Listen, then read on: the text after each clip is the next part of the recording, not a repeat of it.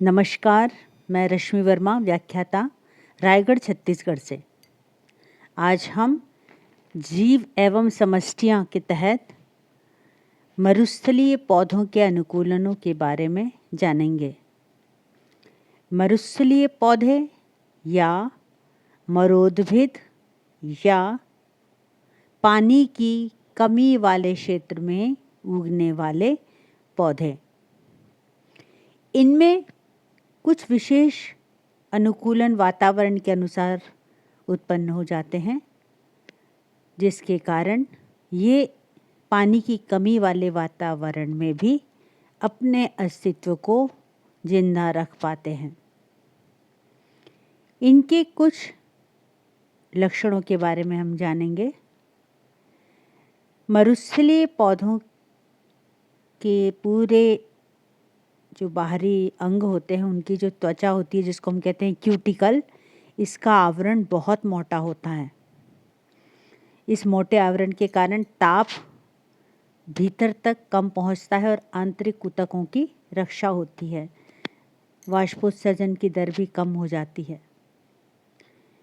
जो इनमें रंध्र पाए जाते हैं वो बहुत गहराई में होते हैं, गर्त में होते हैं, जिसके कारण वाष्पोत्सर्जन की प्रक्रिया धीमी हो जाती है और जल की हानि कम होती है। पत्तियों से वाष्पोत्सर्जन ज़्यादा होता है, ये हम सभी जानते हैं। इसीलिए मरुस्थलीय पौधों की पत्तियां अनुकूलन के दौरान कांटों में परिवर्तित हो जाती हैं, या अगर होती भी हैं तो बहुत ही छोटी होती हैं, ताकि वाष्पोत्सर्जन के द्वारा जल की हानि न हो सके। इनमें प्रकाश संश्लेषण का CAM चक्र पाया जाता है। रंध्र रात में खुले होते हैं, क्योंकि रात में सूर्य का प्रकाश न होने से जल की हानि कम हो पाती है।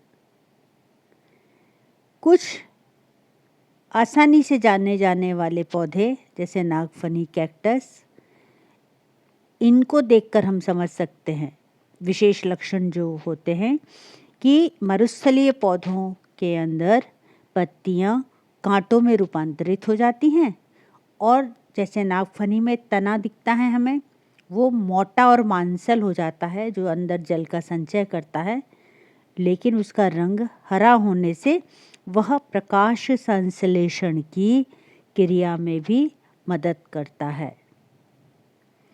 मरुस्थलीय पौधों की जड़ें बहुत लंबी होती हैं, क्योंकि पानी की कमी होने के कारण वे गहराई में जाकर जल स्तर तक पहुंचने की कोशिश करती हैं।